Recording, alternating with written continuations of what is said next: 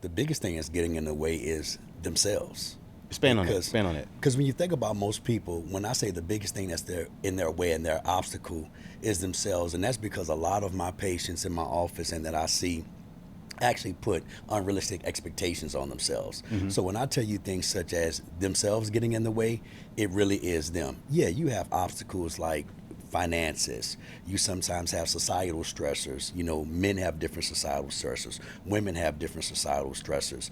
It is actually different for all of us. But the biggest thing I see when you're talking about anxiety and the obstacles that people face, it is a ton of things that we could talk about. But the biggest thing I talk to my patients about is getting over the obstacle of themselves. Because when I have most of my patients come into my office talking about anxiety, yeah, there's people that have marital problems. There's people that have health issues. There's people that have work-related issues. But at the end of the day, the common denominator with all those things that you can address is yourself.